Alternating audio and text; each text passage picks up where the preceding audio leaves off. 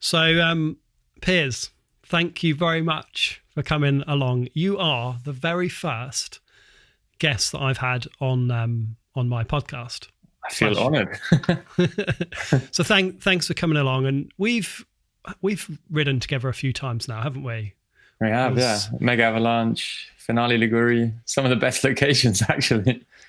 Yeah, the Mega was just amazing. It was cool to ride the Haibikes there, and then the same in Finale. And we had a few things planned this year.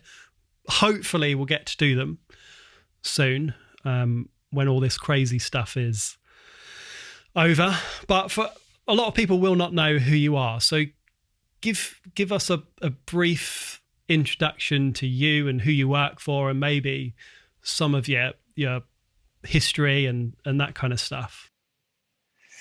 So I'm a designer. I'm an industrial designer by training.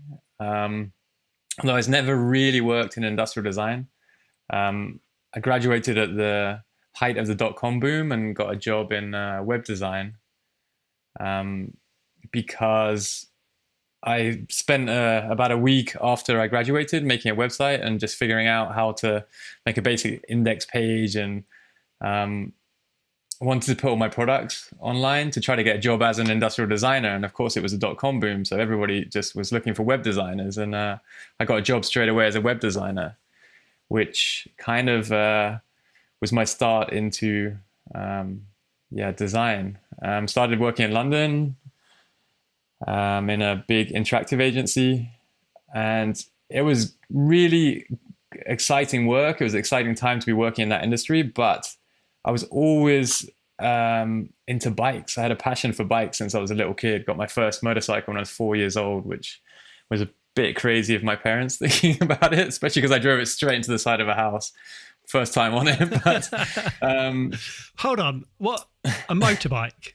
Yeah, I got a motorbike for my 4th birthday.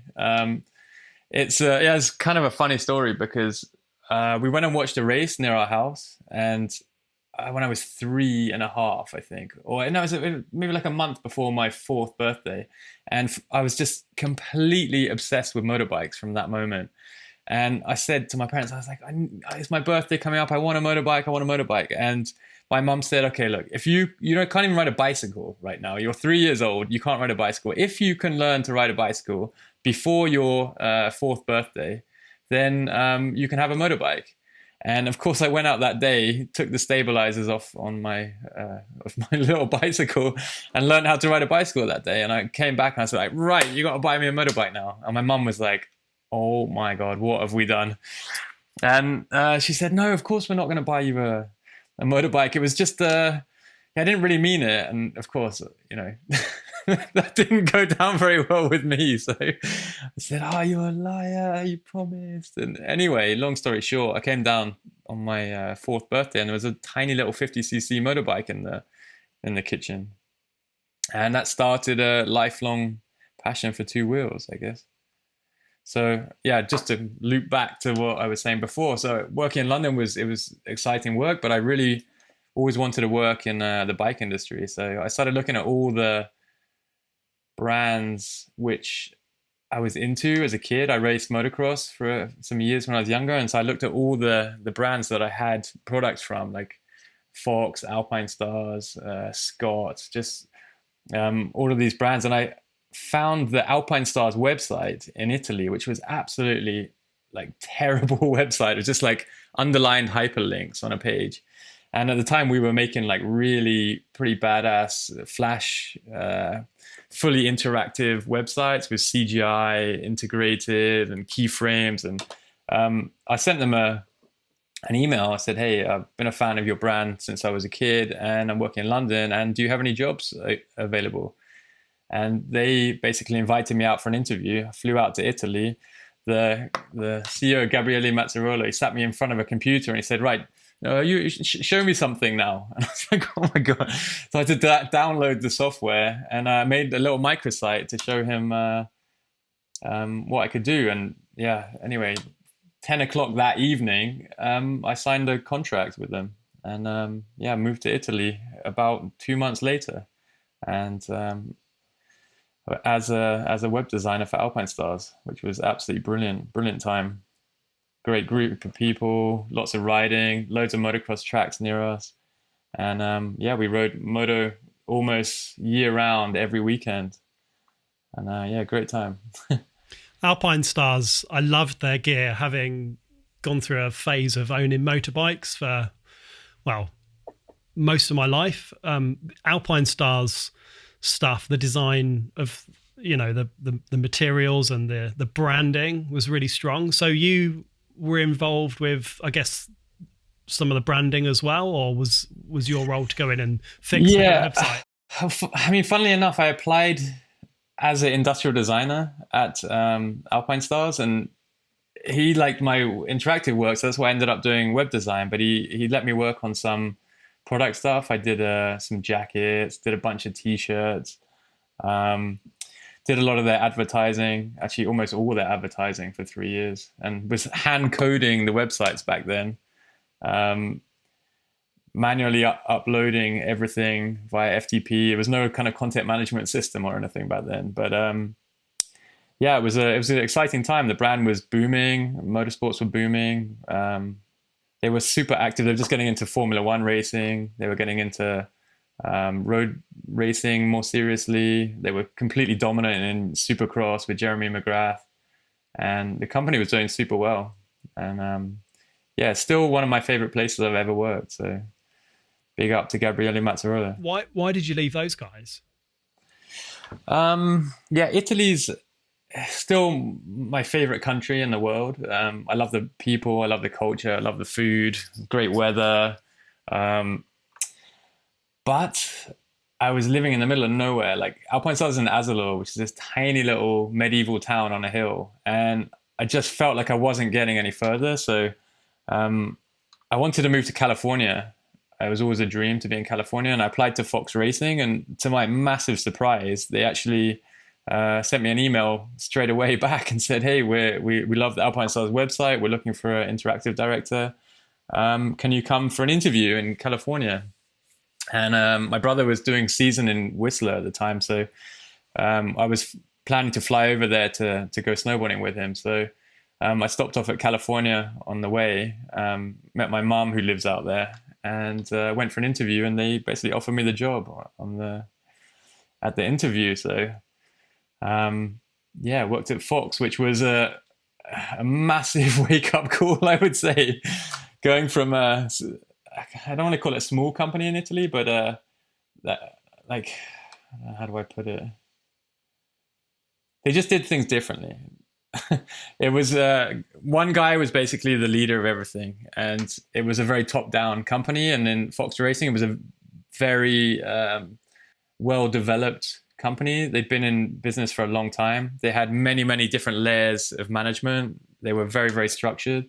They did things incredibly professionally in a way that I had just not seen before. Like, you know, just to give an example, they would have we would have a sales meeting or a web meeting on Monday morning, and there would be 12 people around the table involved in the head of sales, head of marketing, designers, coders, people from fulfillment, project managers. It was just a massive, massive company, very, very corporate, which from the outside, it's always I always thought it was a really cool company, and it is a very cool company, but it's also a very, very corporate company, at least compared to Alpinestars.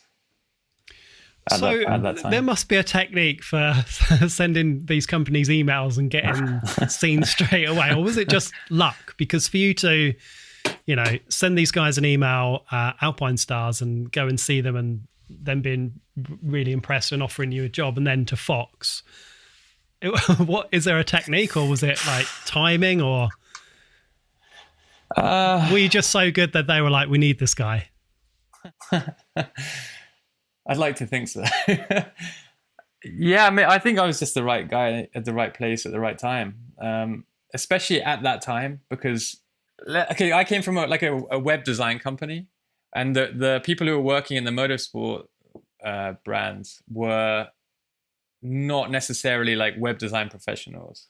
and I came from an agency into this environment. So I brought in, I guess, a level of professionalism into the web design that wasn't perhaps there before.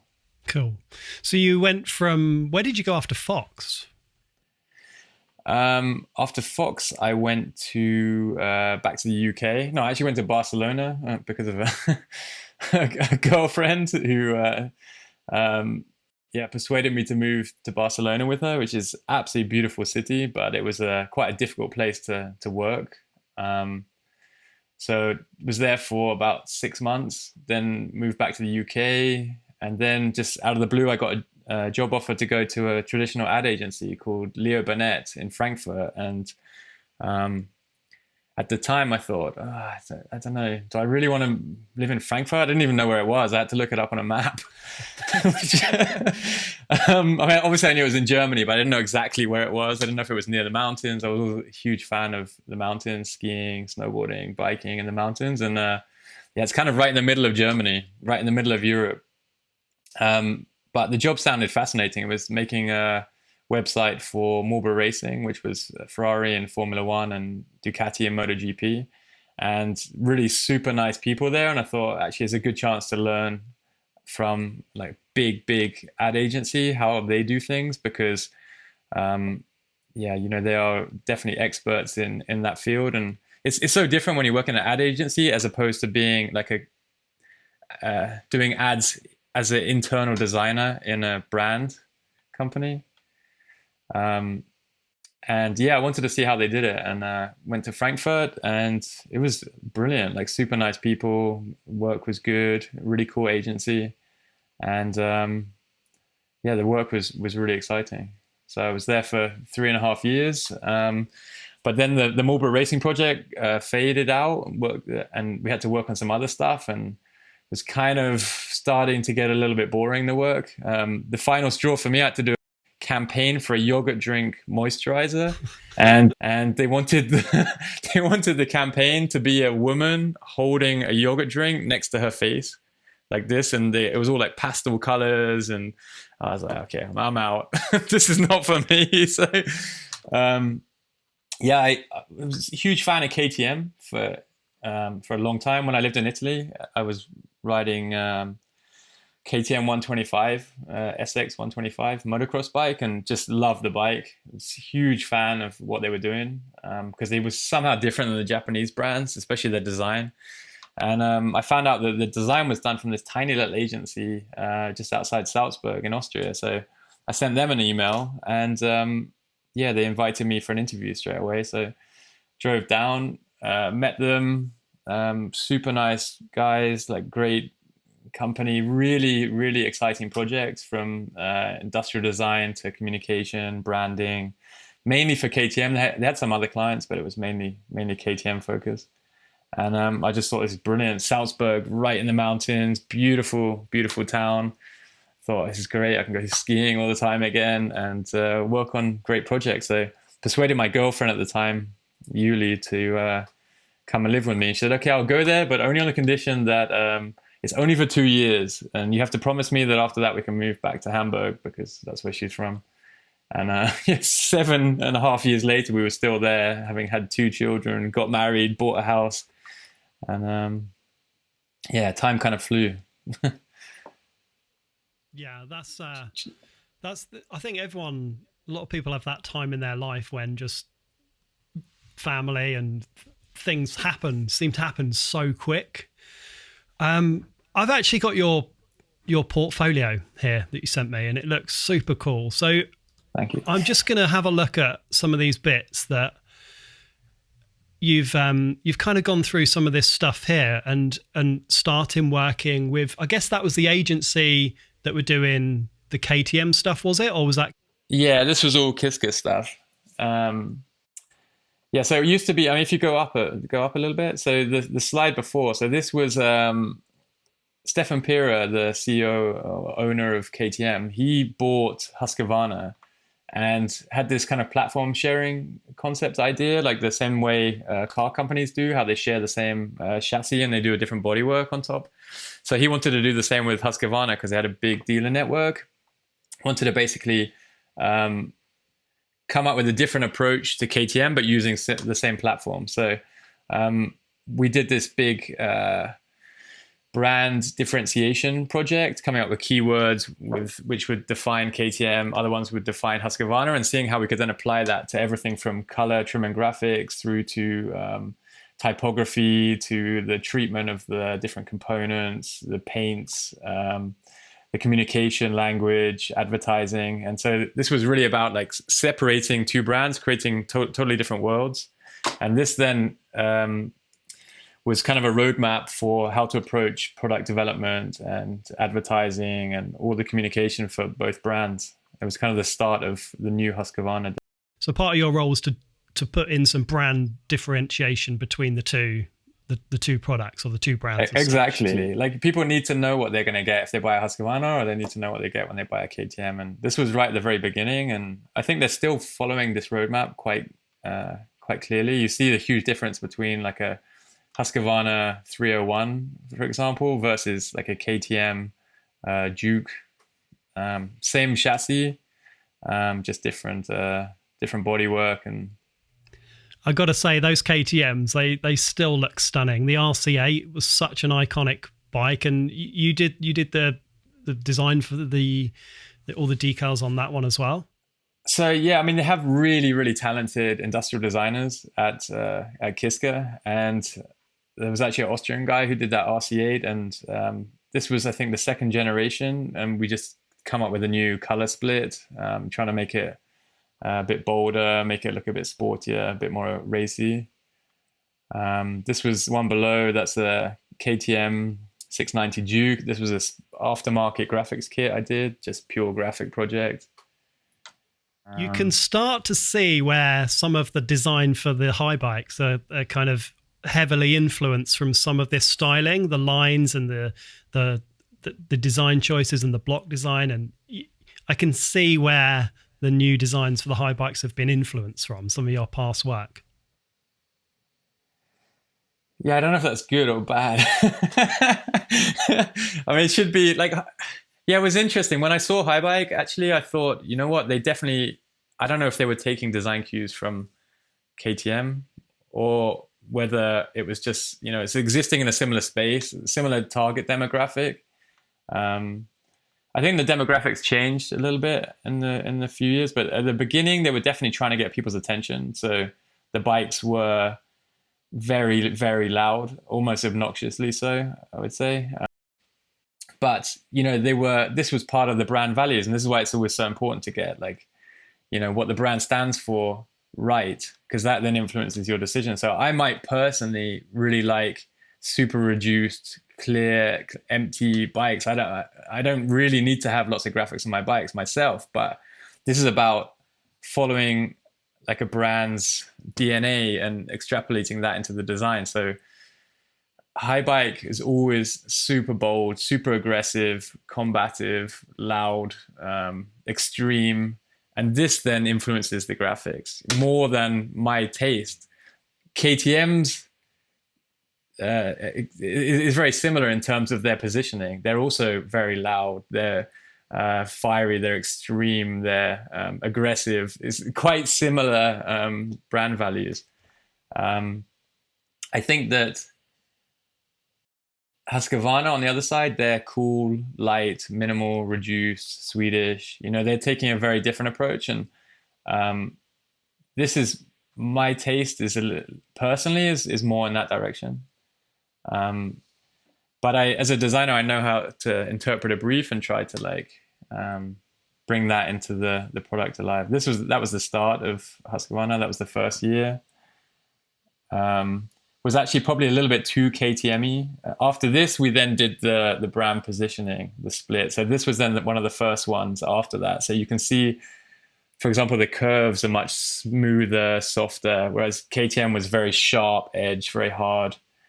So the MotoGP bike, this stronger color blocking, cleaner lines, more lighter feel, lighter colors. So you work for some really cool brands, Alpinestars, Fox Racing, with the agency Kiska, and working, on projects like KTM, Husqvarna.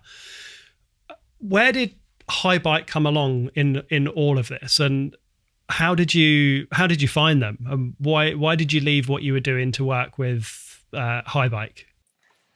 So after 7 years at Kiska, I was ready for a change. I was actually ready for a change after 5 years, but with family and kids and stuff, I was kind of a bit stuck in my ways, and I couldn't really get any higher within that company. It was just kind of like I was head of color trim and graphics for the brands, and I needed a change.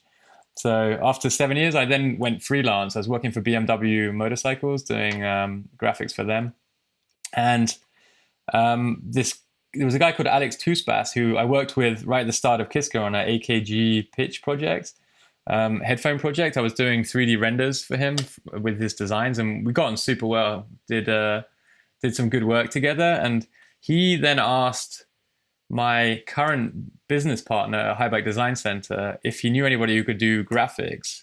A guy called Benna is my partner, and he was working at Adidas at the time. And Benna told Alex about me, and Alex remembered me from when we worked on this project together. So Alex then reached out to me and he said, "Hey, I need some help working for Haibike." And I was like, "Well, what's Haibike?" I didn't really know anything about it. He said, "Yeah, we make these e-bikes." And I was like, "Oh, what's that?" And at the time I was riding loads of motocross and enduro motorcycling, doing a bit of mountain biking. But I always, even when I was really fit, I always hated pedaling up hills. I mean, it's just, hated is a bit of a strong word. I just never enjoyed it. Like, it was always kind of like the rubbish part of the bike ride. I know some people like it, but personally, it just wasn't for me. Anyway, Alex said, "Yeah, so we're making these e-bikes, and they basically give you power going uphill." And I was like, "That sounds brilliant!" Like, okay, I was like, I want to come and meet you, and we can discuss the project. But let's meet on some bikes because I want to try one of these bikes. So anyway, his parents had a bike shop in a little town outside of Munich, and met at the bike shop, went for a ride, and I just thought these things are absolutely brilliant. And this was in 2015, start of 2015.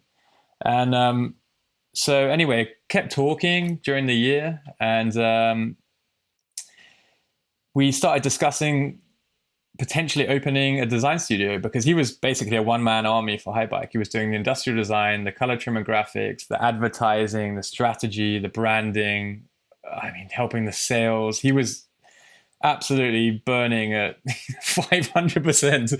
And he needed some help. So he needed help with the industrial design, needed help with the color trim and graphics, needed some help with the communication stuff. So together with Benna, who was at Adidas, he's an industrial designer by trade and by training, and he was designing football boots in the Adidas advanced development team. Designed Ozil's football boots, did some really innovative, like sockless, laceless, I should say, football boots. Anyway, he was also kind of really into bikes. He was my old biking buddy from when I was at Kiska. He was also at Kiska with me. And we all met and started talking about potentially opening a studio in Munich. And I was continuing to work freelance for BMW during this year and some other clients. Bonelli in Italy, another motorcycle brand. And yeah, eventually we got on super well. We said, okay, let's do it. So we put a plan in place, was presented to the board of I think the Excel group by the current CEO, Susie, and her husband. And yeah, that was the start of the Haibike Design Centre. We got a contract for 5 years to basically take care of all the innovation, color trim and graphics, brand marketing, communication for Haibike. So going from a one-man band to a team, and you pretty much have taken on all of their marketing as well. So it's not just the branding and the design and the color and the graphics, but all of the marketing and everything for all of the Haibike. So you don't work for Haibike. You are a separate company that work exclusively with Haibike. Is that correct? Exactly. Yeah. Okay. And where would you say like the e-bike scene was in 2015? I mean, you said that you'd not even really heard too much about them, or I didn't know much about them at all. No, I mean, I was so impressed. Haibike had a model called Enduro, which they still have. It's 180 millimeters of travel. Had like the first Bosch motor in it. I think it was the first really, really capable e-mountain bike. I mean, they had some before that were good, but that one, I could take it up to the top of Geisberg, the mountain above Salzburg, and I could smash it down the trails faster than I could on. I had a Specialized stump jumper, carbon FSR at the time, which I got from Enduro magazine as a long-term test bike through my website, Derestricted, because I had, at the time, I had 400,000 followers on Facebook, and it was kind of, it was going pretty good. So anyway, I used to get a lot of free product to test, a bit like you. And I just couldn't believe how good this thing was. Like, I don't know if it was the weight or it was just the kinematics were good. Like, everything was so dialed on that. I mean, there were some things that I wasn't a big fan of. I got a lot of pedal strikes. The geometry felt a bit short, a little bit too steep in for a 180 mil travel bike. But all in all, it was a really, really good bike. And I thought, I want to be part of this. And the funny thing is, like, pretty soon after that, I got rid of my motocross bikes and my enduro motorcycles, and that was it. And got rid of my mountain bikes, and it just e-bikes took over completely and became my go-to hobby. I guess took over my passion for motorcycles. I think that's the case for a lot of people right now. I think that the risk and the cost with motorcycling or off-road motorbiking it's kind of getting more difficult, isn't it? It's getting more difficult to ride a bike safely and fast, and certainly off-road. I think that there's access issues, and it was the hassle as well. I mean, we were lucky where I lived in Salzburg. I had a friend who has a really excellent motocross track called X-Bowl Arena, 20 minutes from Salzburg. But even being 20 minutes from Salzburg, I'd have to get my bike out, load it on the trailer, get all my gear out, hook the trailer up to the car, drive to the track, unload everything, get dressed again, ride around, then load it up again, get back home, unload it again, wash it. Anyway, it's just so much faffing around. And as much as I loved it, once I got an e-bike, I just put my gear on at my house, roll out of my shed, and could ride for, 2 hours and come back in the time that it would take me before I would do a lap on the motocross track. And I'd be riding better trails some of the time, nicer scenery. It was quiet, peaceful, still loads of adrenaline. You can go fast. A lot of it felt like a lot of people say e-bikes are heavy, but coming from a motocross bike, that was never an issue for me. They always felt light.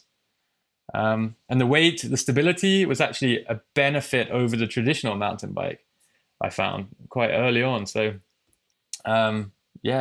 just fell in love with the sport. So you were a proper early adopter. I bet when you told people you were riding e-bikes, they were like, I bet you had to put up with some abuse over the years, haven't you?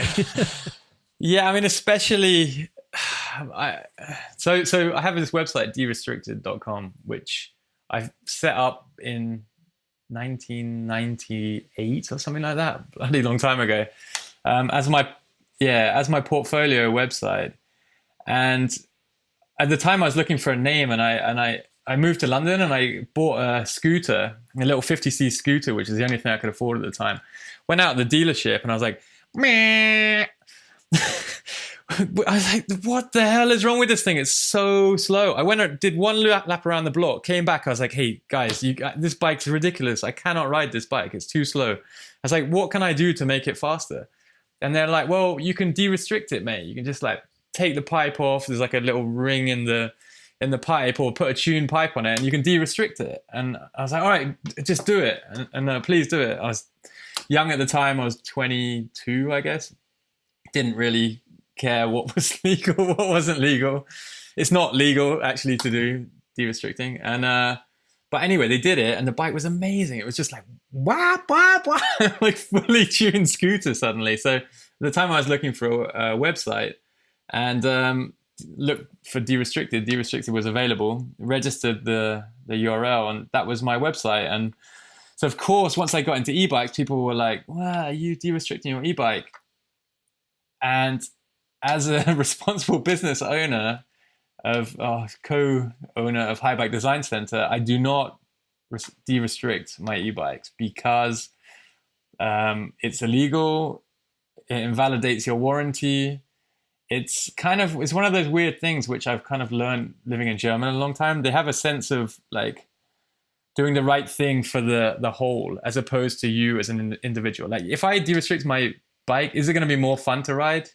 Yes, like for sure. But if I hit somebody on a trail, I can get e-bikes banned from all the trails near me. It's just, I'm putting my personal pleasure over the greater well-being of not just like people in my area who are into e-bikes, but the sport and the industry as a whole. Because, if people start having head-on collisions at 60 kilometers an hour on the trails on e-bikes, they'll be banned.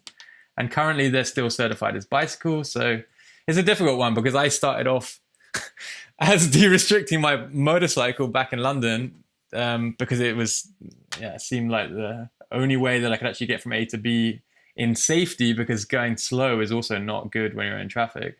But now, I don't de-restrict my bikes, but it's definitely been a conflict with my de-restricted website. So I can imagine. I was going to ask you that actually. A couple of things. I think that's a real selfless sense to have, for the greater good, I guess. You don't tune it because even though you said it'd be maybe more exciting to ride, you want to protect access for everybody. And I think the thing with de-restricting bikes or tuning them is everyone would love these bikes to go 20, 25 or 30. No one designs them to stop at 15.5 miles an hour or 25 kilometers, but that's the law, isn't it? And we all need to, I think, adhere to that for the great of e-mountain biking. Otherwise, all it takes is a few high profile cases and someone to say, look, screw it. They're going to be banned, or you're going to need to have a different classification for them. I mean, there's another side of it as well, which is that if you have spent a lot of money on an e-bike, and e-bikes, let's make no mistake about it, they are expensive, and then you de-restrict it, you're invalidating your warranty. So this is also something which I don't think is responsible to promote as somebody associated with Haibike. Like, I don't want anybody on their Haibike to de-restrict their motor and then find it blows up and then they don't get the motor under warranty. So and of course it's because of it's illegal, you actually lose your driving license in Germany if you get busted. It's the equivalent to driving a motorcycle without any insurance. So that's pretty big. On my local trails, most of the time 25 is fine anyway. I mean, that's only for uphill, and the rest of the time and you can anyway pedal over the limit if you want. Fair. So working at Haibike must be pretty cool. I mean, it's grown massively in those 5 years, and Haibike, I think you'll probably be able to give me some of the history, but made the first e-mountain bike, maybe? Is that correct? So yeah, I mean, I don't know how many people know this, but definitely Haibike was, I think you could thank Haibike for commercializing e-mountain bikes in a way that nobody else did. Like some other, like Cube did it pretty good afterwards. Specialized came a bit later, but Haibike made the first ever e-mountain bike, the first E29er, the first carbon e-mountain bike, the first fat e-bike, the first downhill e-bike, the first S-pedelec e-bike, the first like mass market models. And this was their roadmap. They basically more or less copied the categories from the traditional bike industry and made the e-bike version. And they did it first. And this was one of the reasons why they were so successful, because they did it first. They did it pretty well. They just completely dominated the market. There was very little alternative. This is, I think, the first one that I rode. And yeah, this was a great bike. It's pretty light. I mean, it's funny because the weight of these e-bikes has gone up, and Haibike made back in, I think, pretty soon after this, like 2016, I think, they made it's called a full 7 model, which weighed, I think, 18 kilograms. There's a Bosch motor, full carbon, 120 or 140 travel. And yeah, it was 18 kilograms, but what happened is that people want to have, like, you have to ask people what they want to have. And a lot of people, they want to have lighter bikes, but they also want to have reliable bikes. They also want to have comfortable bikes. And it's always like a balancing act. So, and they also want to have affordable bikes. So this 18 kilogram full carbon Haibike was really expensive. I think it was 12,000 euros. I think they went up to, they made one model like 24,000 euros or something ridiculous. And they actually sold out, like they completely sold out of these bikes. So yeah, there was a market for these lightweight, expensive bikes, but that's not really where the volume is. So Haibike is definitely a volume-focused brand. Yeah, we've seen more recently lightweight bikes becoming more of a thing. But going back a little bit, that 2014 bike that we just looked at, and then the change over those 5 years has been crazy, hasn't it? You know, the motor technology, the battery, the integration, the power. Integration is a difficult one because there's not many advantages to integration. If you really look at it, I remember the first time that I rode that bike that you just showed me, the first thing I said when I saw it was like, why don't you like integrate the battery? Like actually like Specialized did at the time. And the guy who was the designer of the bike, he said, well, it's simple. It's just, there's no advantages in doing it because as soon as you integrate the battery, you have to scale up all the tubing. So you have to make everything bigger, all the proportions bigger in order to integrate the battery. You can't just have a fat down tube and then a skinny top tube and everything else. You have to scale up everything in order to make the bike look balanced. And of course, as soon as you do that, you add weight. It gets heavier and heavier. You end up with heat dissipation issues. It's much, much more expensive. It's more complicated. You end up with just many new problems you have to solve. And you don't really gain anything other than optics. It just looks neater. But this is the way that the market's gone because this is what people want. So people have said, okay, we want to have integrated bikes. We also want to have lighter bikes. But it's quite difficult to do both unless you end up with a very, very expensive bike.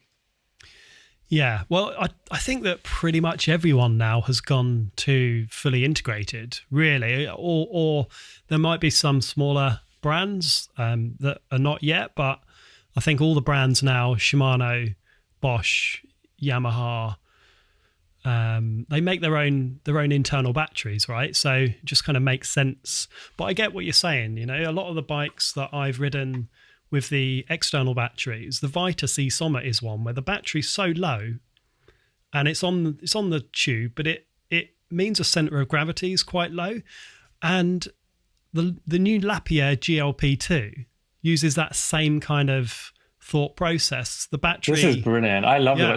This is a mountain bike. It's not trying to pretend to be a bicycle. It's like it's trying to make the optimized layout package for creating the best handling product, as opposed to just simply trying to make an mountain bike look like a bicycle, which is what a lot of brands do, you know. And I think that because people are used to it, like it's easy to sell a bike that looks like an e-bike that looks like a bike because it's not shocking in any way. People look at this as very polarizing, but does it handle better than most bikes with a normal integrated battery? I don't know, maybe you can answer that question. It's so noticeably different. The distribution, it's so focused in the center of the bike. Even just by picking the bike up and moving it around, you can feel how little weight there is on the front, because the battery doesn't slide all the way up the down tube. It's a massively noticeable. You know, the main development criteria, one of the main development goals of all motorcycle brands when they're making a motocross bike is mass centralization, because you want to have all the mass centered around the pivot point of the bike. And I guess in this case, it's kind of the crank. So the more you can put the mass around here, the better the balance of the bike is. So I haven't ridden this one yet. I rode the old one, which I liked a lot, and I cannot wait to get hold of one of these things. I'm definitely gonna try to spend some time on it because I think it's a brilliant looking bike, and yeah, it's light, it's powerful, and well balanced. I mean, Nico Vulio was given pretty much free rein to design the best enduro electric mountain bike, and that's, you know, that's what he believes is the pinnacle in the weight distribution. A lot of people might not know that Lapierre are part of Accel, because Accel is quite a big group, right? What other brands are in it? Ghost, Winora, Koga, Bratavis, Sparta, Rally in the UK. I mean, we at Haibike Design Centre, we concentrate on Haibike, and also now we're doing quite a lot of industrial design for Winora as well, which is a more urban focused brand, I would say. Not quite so sporty like Haibike, but like, you know, over half the planet now live in the city, so there's a huge demographic who are after, you know, solutions for their commuting and transportation in the city, and Winora is quite well positioned for that, I think, as a brand. Yeah, I think it's not something so much over in the UK, but having been and travelled to quite a few European cities, it's evident that it's massive, you know, trekking, touring, cargo. I don't know if they do those kind of... They have good infrastructure here. I mean, yeah, there's just cycle paths everywhere. Like especially in Munich where I live, there's just, it's probably the best way to get around town. I mean, you never run into traffic. Actually, with coronavirus, there's a lot of bicycle traffic out on the trails at the moment. But yeah, it's such a good way to get around. A lot of people are riding full suspension e-bikes around town for commuting. I spoke to the guy at the big Haibike dealership in Munich, and he told me that more than half the people who bought the FLYON Enduro model were using it to commute on because it has integrated taillights, got a big screen. It's really comfortable, really powerful. So it's like a really good bike for commuting in comfort. I mean, of course they get it. They put mud guards on it. They put a stand on it. They do the things which is painful for me to look at as a fan of kind of like real performance focused bikes. But performance can be interpreted in different ways. That's what I wanted to say. So basically, yeah, performance for a commuter means comfort and practicality. You know, this is totally different than performance for just somebody who's going to go shred on the trails. But it's equally as valid, you know, and it needs a different solution a lot of the time. So talking about the FLYON, a bike that I saw in, I think it was 2018 maybe, they treated that like it felt to me like a tech launch, and it was loaded with technology. And at that point I thought, wow, these e-bikes, they've come such a long way. If you think of only 2014, the bike that we just saw with the, you know, 26-inch wheels, battery mounted on the down tube, and then the FLYON, night and day difference. How did you approach, because I know you were involved in a lot of the design for the FLYON in terms of the branding and some of the industrial design. How did you approach that kind of bike, and talk me through like the initial stages of coming up with the proposition for what that bike actually was? So Haibike was never trying to make bicycles. Like, they never wanted to make an e-bike like a bicycle. Haibike was always trying to make e-bikes. So Haibike is unapologetically e-bike brand. Other brands, they try to make e-bikes like bicycles. And this is like, I like riding bikes like that too, but I also think that there's a lot of room for creating like a unique archetype, or just really pushing what an e-bike can mean in terms of integration and design and the whole user case around it. And this was really what Haibike was trying to do. They're trying to put Haibike at the heart of the product. So they wanted, it says Haibike when you turn it on. It doesn't say Bosch, doesn't say Yamaha, doesn't say Shimano.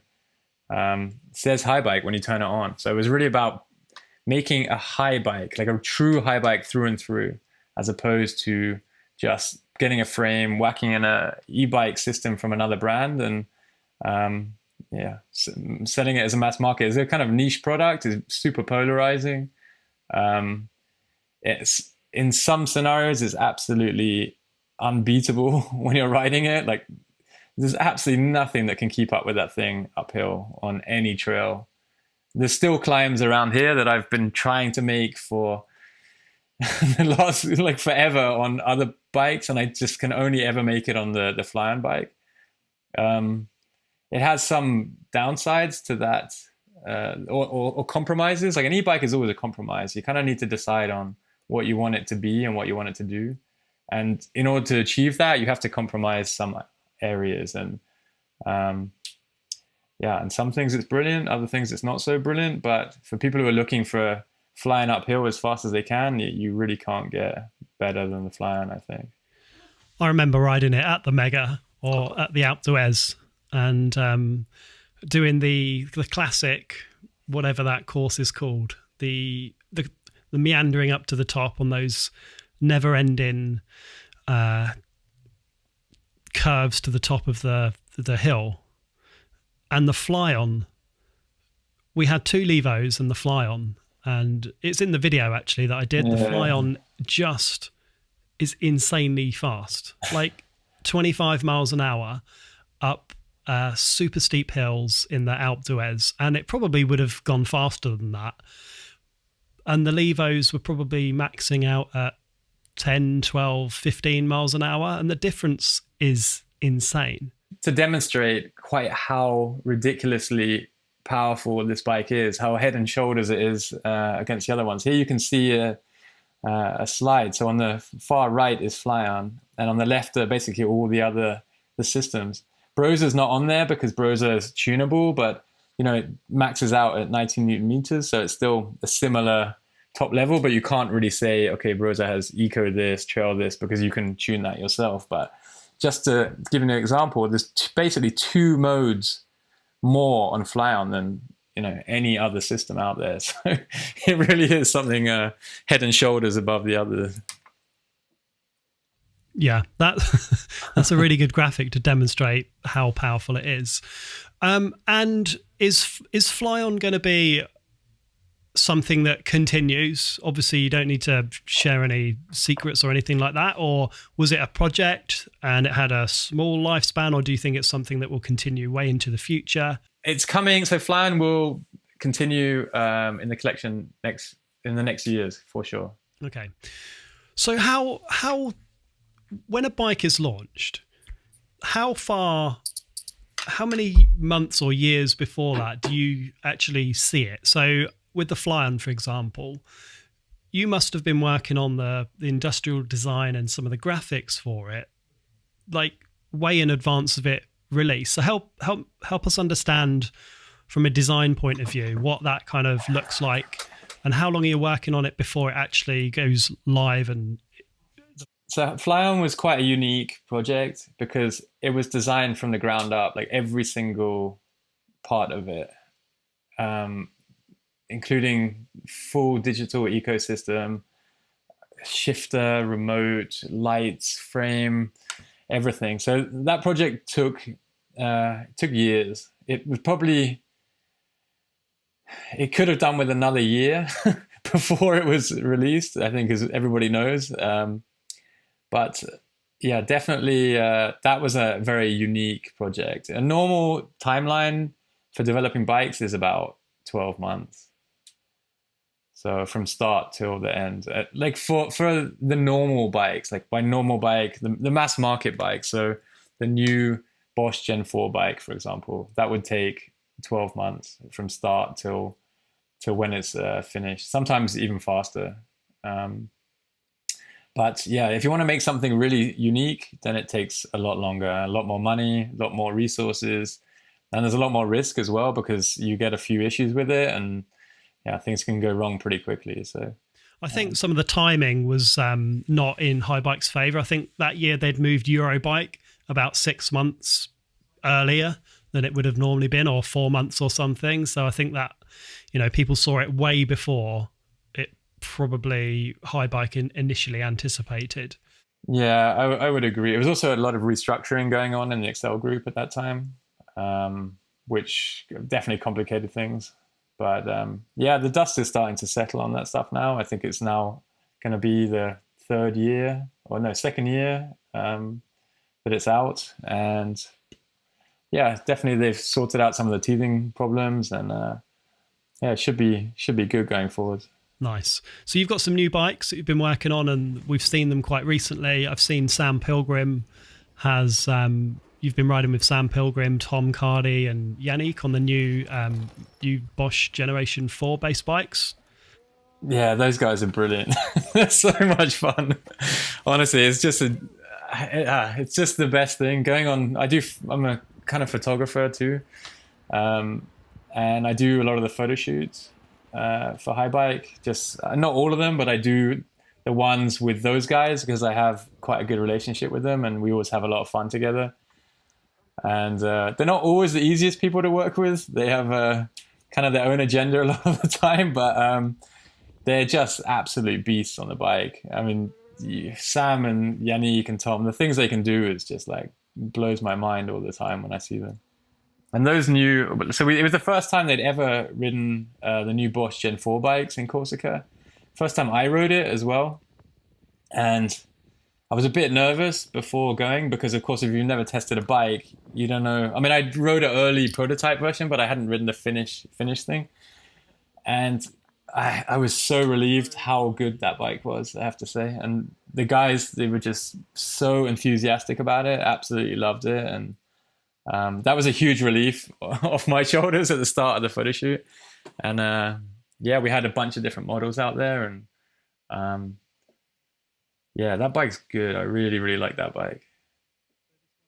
Yeah. I mean, there's a model above this, the 3.5. It's got like better wheels, better brakes. It's got MT7 brakes, which are perfect for manis down the hills.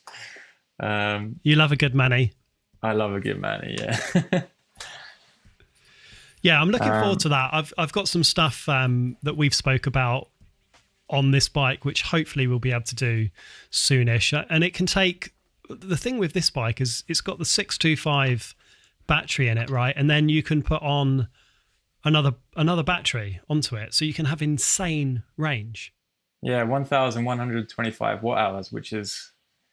Yeah, it's really a lot. I mean, I'm relatively fit, actually fitter than I have been for years, thanks to the lockdown and Zwifting all the time. But in Corsica, the first day before the guys arrived, I took that bike with the range extender battery and I rode basically all day. And I got back home and I was absolutely exhausted. And the battery, I think, was only half done.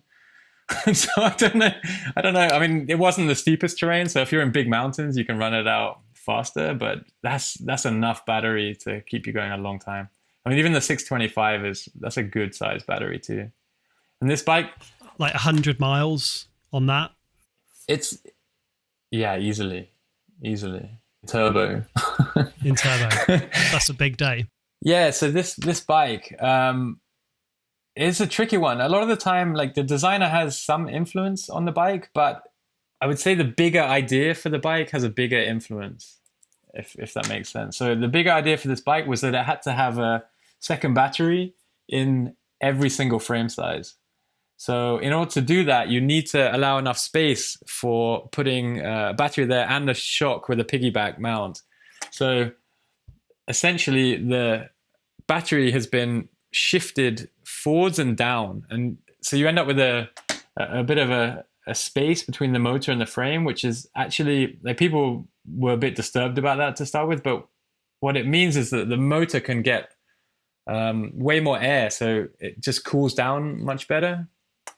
It also pushes the center of gravity really low, and this is one of the reasons why this bike is so good to ride, because the center of gravity is super low. The new Bosch is really excellent too. It has that little annoying rattling sound when you're on really super gnarly terrain, but yeah, definitely is something which is annoying, but the feeling when you pedal it is brilliant on the Bosch too, the new Bosch. So we've come such a long way in quite a short period of time in the world of e-bikes. Where do you see the future of e-bikes going?